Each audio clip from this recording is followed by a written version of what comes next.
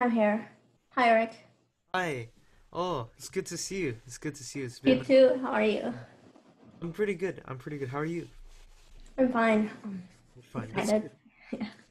So yeah, I'm interested. When did you, because you're very young, you're 11, 12? Yeah, 11. 11. Wow. And so when did you actually get started on the guitar?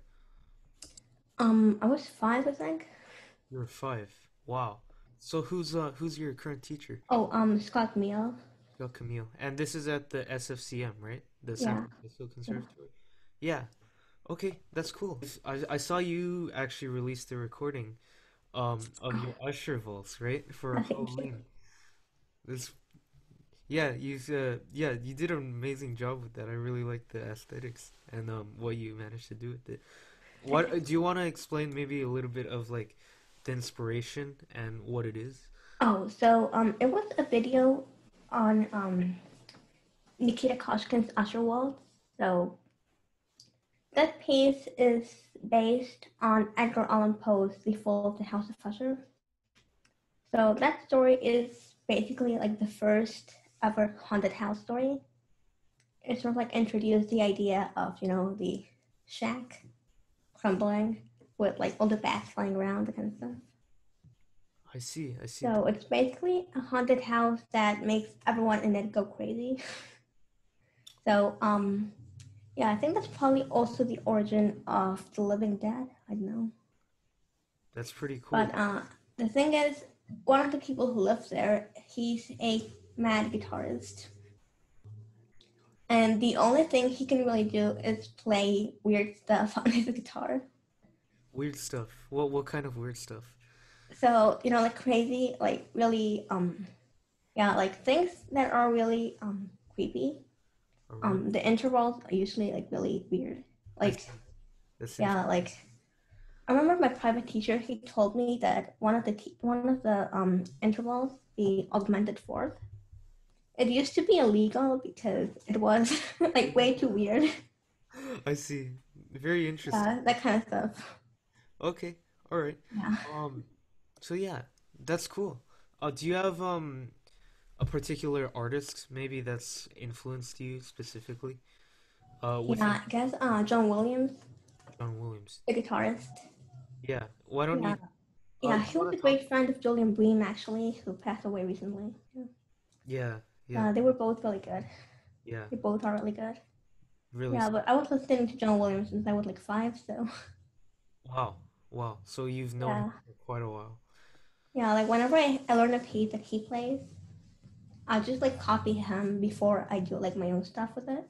What pieces are you gonna be playing for your concert? I'm playing the Usher Waltz again. I'm still in the Halloween mood, so Yeah, it's a great choice. Akita Koshkin, he's written a lot of, I guess, what you would categorize as weird music. yeah, like it's weird. Like I don't find it weird, but like it feels weird, Like when you play it, when you listen to it, Yeah. it gets to like an icky feeling. Yeah, I Yeah. like the way you characterized it. So what kind of stuff have you been listening to nowadays, like classical or otherwise? Oh, so right now I'm listening to the Babajanian piano trio. Babajanian piano trio in F sharp minor, I think. And yeah, Mendelssohn piano trio, Brahms piano quartet. Yeah, because I'm editing a video for Donna Storing. Oh, that's actually Yeah, really like the next Notes for Nourishment concert. It's a non-profit organization. yeah, Yeah, that's amazing actually. You do arrangements, right? yeah, sometimes. Yeah, why don't you talk a little bit about that? One some of the Yeah, so mostly I did it because when we like before COVID, I used to hang around with my friends a lot at SFCM. So we usually just got into trouble, but we also play like an ensemble sometimes. So a lot of them I met when I was looking for people to play a Vivaldi concerto with. But then after that, we yeah we were like really good friends. So I see. Like I found a piece I wanted to play, and I couldn't find the arrangement, so I just like made an arrangement for violin, Wow, cello, piano, and guitar. I think. that's incredible. That's Yeah, it actually was really really cool. funny though because like they didn't know the piece and I did. And then like I gave them like my handwritten like music and they could understand it. Also, you don't use any composing software of any kind? Now I do, but like at the moment, like I usually did it during class. So like I skipped class and I did it like when I was sitting in class. So That's pretty cool. yeah, I didn't have my phone on me. What school do you go to, out of curiosity? Right now I'm at Denali, but I used to be homeschooled, so That's cool. No wonder you're so good. yeah, Yeah. So yeah, I love trying to practice. a lot of time to practice. Yeah, 40 hours a day. 40 hours a day. Speaking of which, you watch Two Set Violin? Yeah, a lot. I see. That's a good channel. I haven't been watching them much lately, but they've been doing some good stuff. Do you want to talk Yeah. about like maybe why you kind of love their channel or why? Oh, I guess it's just because they portray a lot of the problems classical musicians face. You know, like exclusion for being, boring. For being bored. Yeah, and like also a lot of people they sort of fake, you know. I see. So Yeah. they pretend to be feeling the music and they don't, or they pretend to actually be good at it and they're not. So they just like make a lot of funny videos from that, Yeah. like on how people don't get a job because they're not top musicians, or how people fake an orchestra because they don't know their part, that kind of stuff. And it was really relatable to me because when I went into school this year, um, I faced from before I faced a lot of like exclusion for being a classical guitarist, partly because guitar isn't often seen as a classical instrument, but more as like a pop instrument.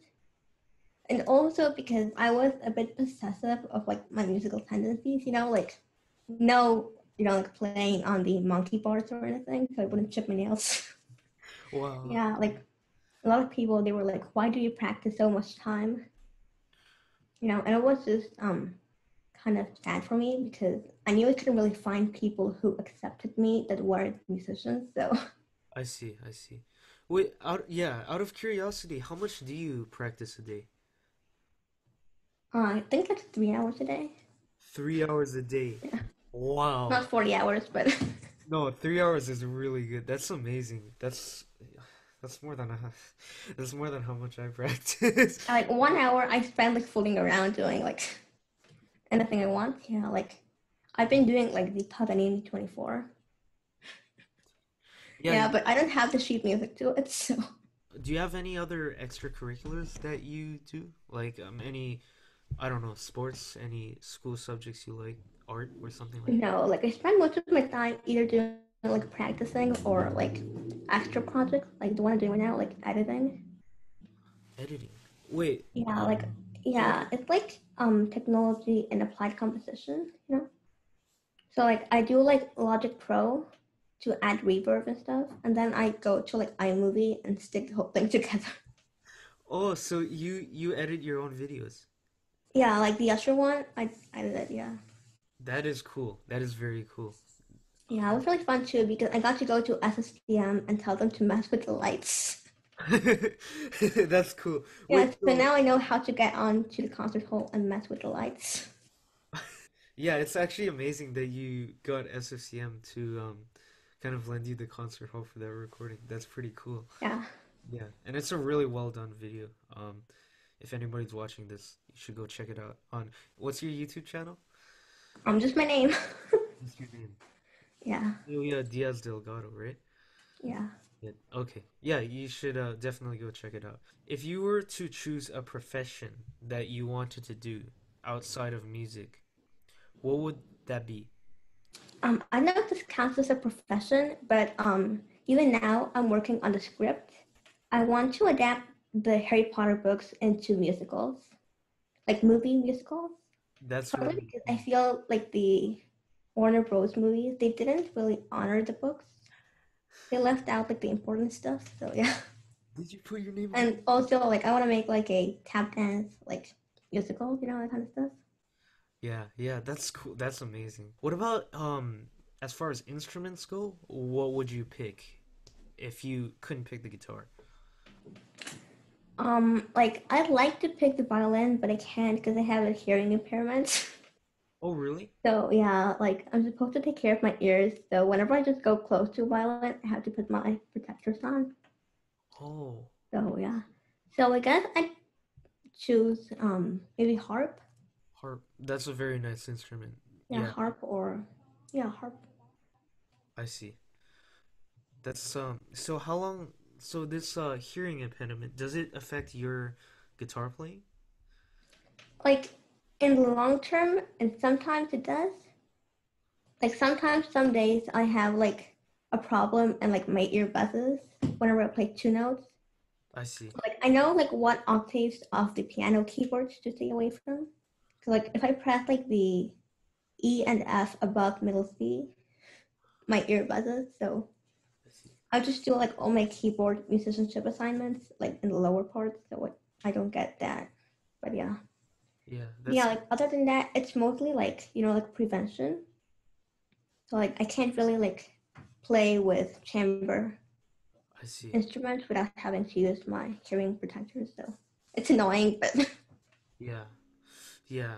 That might be a little bit of problem with chamber music. But I think maybe during the pandemic you'd be able to I guess maybe play with them because maybe you could send in recordings and then put it together. But yeah, yeah, it's incredible what you've managed to do with music for your age.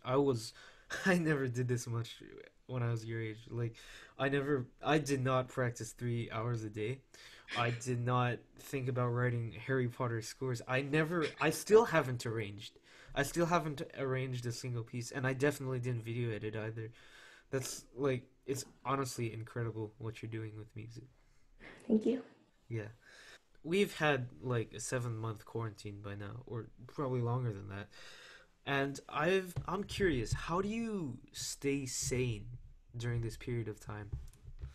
Yeah, I guess we're having fun here because like mostly guitar, it sort of makes me feel more connected to the world. So Yeah, for because sure. like besides music, you can share it and people can just like play with you in a way.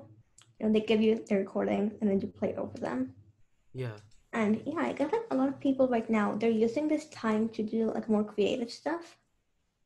Well, A looks lot like of you're people doing they're taking up music or they're like finding new ways to like spread music around. Like for me, like a lot of the importance of being a musician is collaborating with other people.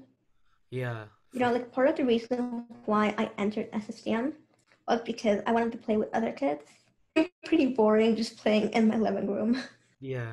So you'd say the most important aspect of music for you would probably be the collaboration side of things. Yeah, that Um, and having fun, but yeah. yeah, yeah, absolutely. Well, I think that basically concludes our interview for today. Thank you so much for coming and talking with me, and I'm Thank you. very much looking forward to the concert. On behalf of Omni, we're very thankful that you were able to do this and willing to play this concert. Yeah, me too. Yeah. Thanks, Eric. Yeah, yeah. See you Thank you. again. All right, see you. Thank you.